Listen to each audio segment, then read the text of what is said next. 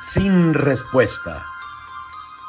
Ofrendas, calaveras y catrinas. Pepe Carvajal y Jorge Andere. Pepe por la mañana está atento, se gana el sustento, pero llega el crepúsculo, por la tarde lo visita la parca y casi lo deja muerto. Vamos. La muerte. La muerte aquí. Por eso tantas flores de cempasúchil. Rodeados del cempasúchil. ¿Qué significa cempasúchil? Cempasúchil es sem es todo, pohuali, sempohuali es toda la cuenta y xochitl es flor. Entonces es una planta que está todo esto son todas las flores. Es una... Cada pétalo es una flor, no es todo el conjunto la flor. Eso es lo que es. Y además es de una época y es la época en que celebramos a los muertos. Sí, justamente México es un país con una gran riqueza y tenemos que luchar por nuestra identidad. Tristemente estamos tratando de vernos en un espejo de violencia, de narco, de impunidad, de injusticia, pero México no es eso solamente. También tenemos que abrir un poco la mirada, ¿no? Tenemos muchas tradiciones, tenemos mucha perspectiva que poco a poco ha ido despertando. En los últimos 10, 15 años la gente le ha puesto más interés a la cultura mexicana de una u otra forma. Bueno, y también en esta época de noviembre, el único lugar del mundo donde se celebra la muerte es aquí en México. Es esto de tratar de entender nuestras raíces a través de nuestras tradiciones significativas, sí, es muy importante, porque frente al misterio de la muerte podemos vivir lo que llamamos la utopía, es decir, irnos a un lugar, a un nirvana en donde todo es maravilloso, o la utopía también idealizar la vida, exagerar con ilusiones, lo que realmente no queremos enfrentar, o lo que llamamos la distopía, que significa vivir en la amargura, ¿no? O sea, ¿para qué hacemos todo si al final nos vamos a morir? ¿No? Nos vamos a morir. Hey, mira, sea el sereno, sea sí o no, lo único constante es el tiempo y el cambio, mi amigo. Y en el tiempo... Y todos nos vamos a ir. Desde que nacemos... Ya sabemos. Empezamos a morir, ¿no? Y bueno, ¿cómo no vamos a tocar este tema? Sobre todo en nuestra tradición y luego, pues, ¿cómo se dan los procesos frente a la muerte, frente a las pérdidas? Sí. Esta tristeza que es inherente al ser humano desde que nace. Es que, fíjate, tendríamos que, ya sabes que a mí me encanta la antropología y esas cosas. Y hay estudiosos como un tal Tatterfall y Terence Deacon.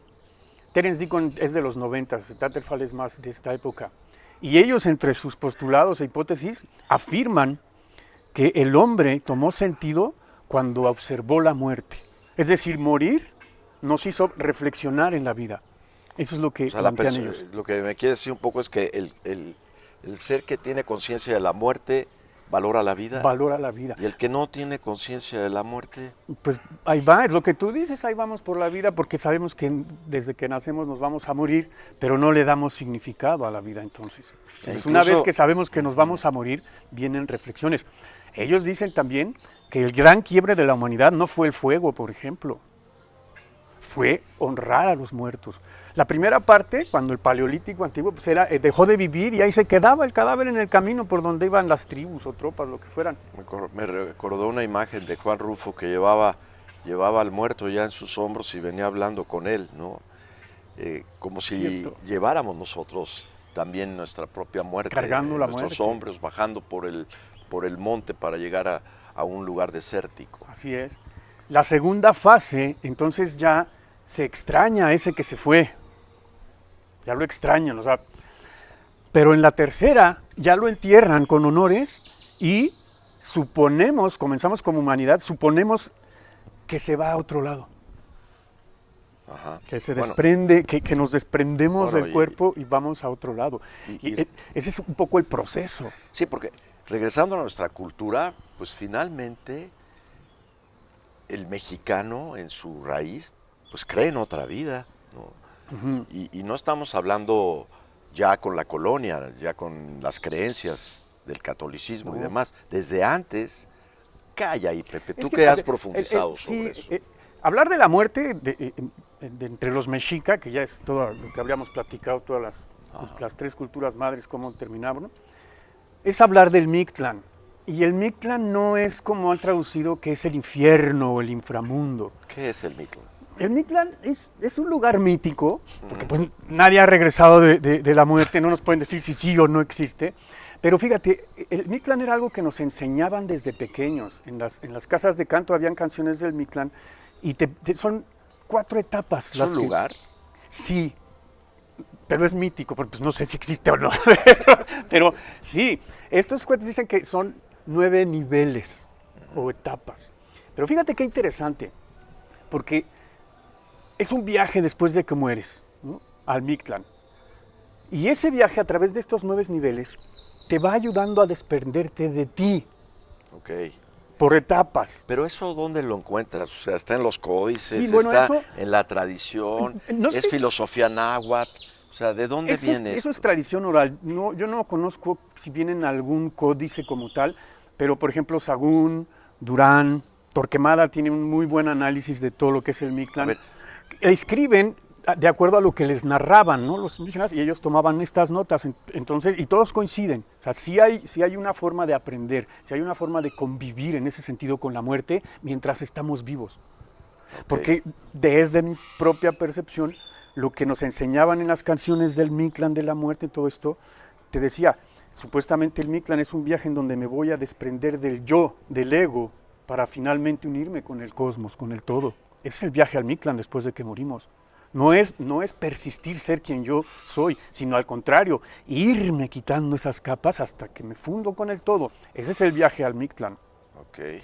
Se supone, según estos autores, que es en 4 años y son 9 etapas, 9 fases. No me las sé de memoria. Película así muy común que sacaron. ¿Macario? No, bueno, Macario es una, sí, claro, muy tradicional, pero luego sacaron una, Walt Disney sacó una. Ah, la de Coco. Ajá, la de Coco, sí, que hasta un perro te lleva, ¿no? Es al Mictlán. Ese es que la primera parte, cuando nos morimos, cuenta la tradición que la entrada al Mictlán es como si fuera una isla. Está todo rodeado de agua, y entonces, cuando tú llegas ahí, si fuiste una persona que trataba bien a los animales, sobre todo a los perros, entonces tu perro guía, que tu mascota que tú dices, como Dante, por ejemplo, como acá la pulga, o como Hippie, mi perrita, te está esperando cuando llegas y entonces viene nadando y a partir de ahí te va a acompañar en este viaje de desprendimiento. Okay. La cuestión es que si no trataste mal a los animales, no vas a trascender esa parte y ahí te vas a quedar. Ok. O sea, al decir tratar bien a los animales es tratar bien a cualquier ser vivo, ¿no? Claro, es la compasión, Jorge, es eso lo que nos mueve. Bueno, pero la gente cuando habla del Día de los Muertos, pues te evoca imágenes como en Pátzcuaro, ¿no? En el lago de Pátzcuaro, o los panteones aquí cerca. Es toda una tradición, e incluso la gente le lleva alimento a sus seres queridos. Ahí, sí, claro. ¿Cómo funciona esto? ¿Es una tradición prehispánica? Sí, eso es prehispánico. ¿Qué es lo que sucede en esta festividad de luces, de velas, de flores? Fíjate, la festividad como tal, de acuerdo a estos autores que te comento, ellos lo que hacen no es, en el Día de Muertos, no es que los muertos, como en la película de Coco, regresen a visitarnos. Para nosotros los mexicanos era al revés, nosotros traíamos al muerto. Y es tan simple como, claro, el día que vas a hacer la ofrenda para ese ser que se fue, querido, que amas, desde un día antes de irte a dormir, te acuestas pensando en él, en su ofrenda, en las flores que vas a ir a comprar, el chocolate, lo que le gustaba. Entonces era traer a los difuntos con nosotros, no que los difuntos vinieran a vernos, porque acuérdate, el difunto, si le fue bien en el camino, ya se fundió con el cosmos, ya se hizo una sola cosa con él. Entonces nosotros lo traemos en la memoria, en el recuerdo, en nuestros valores, en quién somos. Es una mitología, de acuerdo. Sí, finalmente. Pero ¿en qué ayuda? ¿En qué te puede ayudar a ti, mexicano, el vivir la celebración del Día de los Muertos? Porque, digo, yo me puedo ir a la filosofía, por ejemplo, Albert Camus habla del hombre como un absurdo. O sea, ¿para qué te afanas? ¿Para qué luchas? Si finalmente todo va a terminar. Pero el mismo Albert Camus en su filosofía del absurdo existencialista dice, a pesar de esto, la única manera de liberarse, de salvarse, es viviendo con plenitud. Esta paradoja que tú mencionas. Pero es que esa es la clave, por eso te lo decía. Cuando desde niños nos enseñaban con canciones el viaje al Mictlán, te están enseñando el proceso de vida. Es decir, vamos creciendo y ya cuando somos adultos el trabajo interno siempre nos lleva al contacto con nosotros, pero aquí de pronto es desapegarte a lo material. El siguiente nivel, por ejemplo, es olvidarte de tu nombre y es como irnos quitando todo esto que nos hace terrestre. Al vacío. Y ese viaje en vida te ayuda a ser con propósito, a ser una persona que tiene sentido motivación, y propósito. ¿no? Lo que dicen, moverte con un propósito, la motivación, eso significa. Ajá. Entonces, pues de manera, no sé si tan consciente o no, los mexicanos, ante la muerte, le encontramos un sentido. Celebrar a nuestros seres queridos, resignificarlos, llevarlos dentro, darle una motivación. Porque junto a la festividad que ahora se mezcla mucho del Día de los Muertos está el famoso día de Halloween. Pero tiene otro origen, ¿no? También tiene que ver con otras vidas, pero tiene que ver más con una cultura diferente. No tiene la raíz ni el propósito de la cultura nuestra, mexicana. No. Sin embargo, tiene un gran peso, Jorge, porque no olvidemos que finalmente los aquelarres y las quemas de bruja, que es con lo que se relaciona el Halloween, viene de creencias de los sajones, de los vikingos. Y esos cuates también tenían su forma de ver a la muerte y de entenderla y conmemorarla. Pero es un poco, bueno, no sé, a lo mejor estoy siendo muy reduccionista, pero teniendo en México una tradición tan bella, ¿por qué recurrimos al Halloween? ¿Por qué tenemos que meter los fantasmas y meter los sustos en lugar de el gato negro de la bruja? Sí, bueno, entiendo que coincide el mes y coincide que tiene que ver con el misterio del más allá. Sí. Pero son raíces distintas. ¿Por qué no me explicas un poco de dónde viene el Halloween? El Halloween, ¿te acuerdas de Goethe y Fausto? Claro. Que Fausto se va a dar una vuelta por el infierno y llegan a un lugar que son las fiestas de Walpurgis. Y son conmemoraciones de las brujas, que eran personas de medicina, personas de conocimiento, que pues las señalaban y ya ves que las terminaban quemando, pero era gente que sabía muchísimo de conciencia, de medicina. Te voy a platicar algo, por ejemplo. ¿Tú sabes por qué la imagen de las brujas volando en una escoba, que van así sobre la escoba volando? Por los cuentos, todo el mundo vivió que la bruja voladora, ¿no? Y estas personas ¿cómo es lo de la bruja? Se aventaban unos viajes, así literal, por eso las ponen volando en la escoba. Y te digo cómo. Lo que hacían es que hacían una preparación de mandrágora, que es una raíz muy extraña la raíz porque tiene forma de hombre, de homínido. Tiene su cabeza y sus brazos. Hacían preparado con esa raíz, cuentan que es un narcótico muy potente, y la vía por la que ellas se echaban el viaje era vaginal. Entonces esa preparación la untaban en sus palos de las escobas y andaban con la escoba todo el día echándose sus viajes, viendo espíritus y esas cosas de aquellas latitudes. Pero es por eso que usaban una escoba para volar, fíjate. No es así de que el Halloween y la bruja volando porque sí. Pues bueno, habría que investigar más. Bueno, pero tú estabas con Goethe, ¿no? Cuando saltaste a las brujas. Pues es que no, estaba hablando de las brujas. De Mefistófeles. Que va con Mefistófeles a las fiestas de Walpurgis. Y eso es lo que se celebraba, ¿no? Esa conexión con el más allá. Y por eso entonces usaban estos narcóticos, bueno, psicotrópicos, todo esto, para hacer una conexión con el más allá.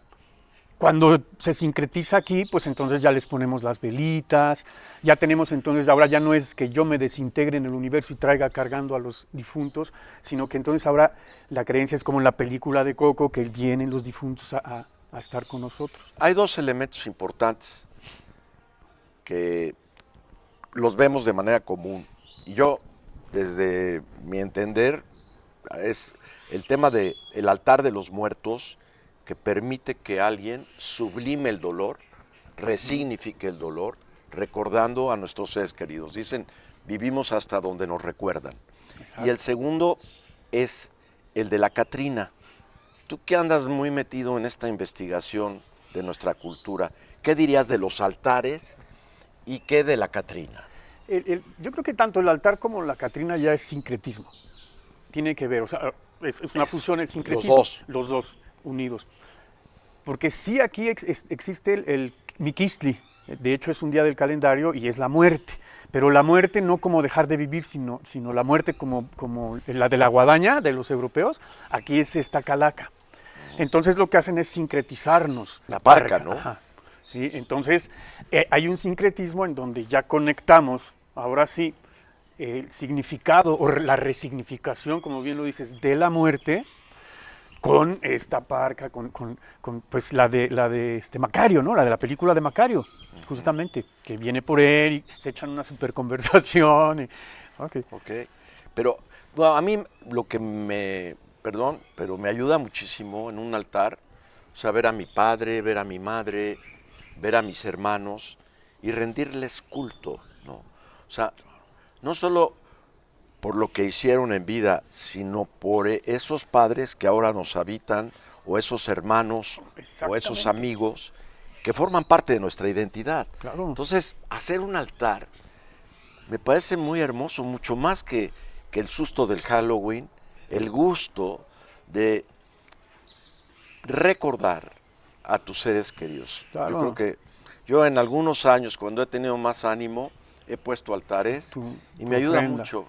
Siento y pongo el incienso, el copal, y me ayuda mucho como a sublimar esas figuras que aún viven en mi corazón, ¿no? Yo los invito a que en el momento que pongan el altar, recuerden quiénes han sido esas figuras tan importantes en su vida, que los han marcado y que habitan dentro de cada uno de nosotros. Claro. Por eso el altar yo veo que es una tradición, tal vez es un sincretismo religioso, porque pues hay quien lo une con la Virgen de Guadalupe, hay quien lo une con una cruz, hay quien lo une. Entonces, ya no es solo la cultura prehispánica, ya es esta fusión de ambas culturas. Y yo creo que está bien ese sentido de lo que te decía, cuando tú estás haciendo tu ofrenda, sí.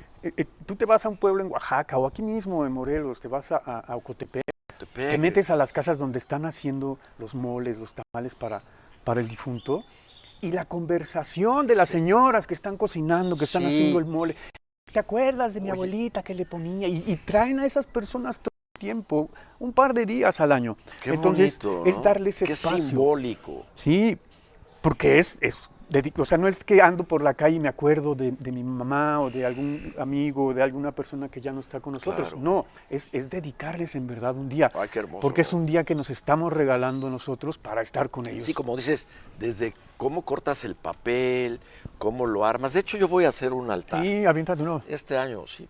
Bueno, además, ya no caben las fotos de todos los que se han ido, ¿no? Cada vez son más. Sí. Cuando te lo digo, se me llena así el corazón de lágrimas, de recordar a tantas personas que han partido, ¿no? Y pues como que rendirles un homenaje es mucho más lindo que andar por las calles pidiendo dulcecillos, ¿no? De Halloween. Por ejemplo. Bueno, puede ser. Para mi gusto hay que respetar, ¿no? Como decimos, aquí es un lugar sin respuesta, y quien quiera celebrar el Halloween, que salga con sus calaveras, y quien quiera poner un altar, que lo haga, y quien no quiera hacer nada, que no lo haga. Por eso el título nos libera de muchas cosas. Pero fíjate, esta parte de salir a pedir dulces, hay muchos poblados donde lo hacen, pero como que le ponen la parte mexicana. En Tepoztlán, por ejemplo, la gente, o sea, tú vas disfrazado de diablo. Celebración, no ya lo adoptamos. El Día de los Muertos ni el Halloween. Ya lo adoptamos. Es una fusión. Sí, pero fíjate, por ejemplo, en Tepoztlán, si van vestidas de brujas o de diablos o de calaveras, no les dan dulces. Ahí lo único que llevan es una chilacayota, una calabaza de esas como largas, y la rayan y se prende hermosa. Sí, y tienen una canción padrísima que dice: mi calaverita tiene hambre, no hay un taquito por ahí. Y van por todos lados pidiendo la calaverita y la gente prende fuego afuera de su casa y ya saben que donde hay una fogatita... Y los huesos con tus rezos. Y están formados los niños y a todos les dan, es una festividad. Es otro, ¿no? El hacer calaveras. Hermosa. El ser creativos. Con las calaveritas de chilacayota. Pero, a ver, eso es más gringo, es más... Pues es que ya es la fusión, porque es ir a pedir un regalo para mi calaverita, es pedir el dulce de Halloween, pero en vez de mi calabaza normal, con el jack-o'-lantern, ¿no? Que le llaman los ingleses. Y es divertido, ¿no? De pronto, a ver, vamos a hacer una calaverita, ¿no? Y ya es una calavera a Nayeli o a Yoba, o ellos te hacen una, y se convierte todo un poquito en... Qué fuerte lo que voy a decir, en darle dulzura a la muerte. A la muerte. No verla como algo catastrófico, Jorge, porque también platicábamos hace rato del duelo, por ejemplo, porque este es otro tema muy importante. Sí, ahorita entramos, pero no me has dicho lo de la Catrina. La Catrina, la Catrina yo creo que es europea. Es europea. O sea, aquí sí tenemos a Miquistli, pero Miquistli no tenía que ver con el Día de Muertos. Como tal. Miquistli es el que viene. Yo no creo que haya Catrinas en Europa. Pero sí hay calaveras. De México. No, sí. Bueno, pero las Catrinas son de posadas. O sea, sí. Son después de la Revolución. Por eso. Pero es mexicano. O sea, mexicano en su fusión, como dices. Sí, es un sincretismo, pero hay sí que tienes investigar. toda la razón. Pero la Catrina para mí es... Tal, esa es de posadas. Tú vas a una embajada de México en cualquier parte del mundo y se distingue por una Catrina. Y para mí es como esta lucha de pues nuestro pueblo, nuestra raza, un poco de rebeldía frente a la gente que se sentía se creía mucho con sus vestidos, sus chongos, sus uñas, sus tacones, etcétera.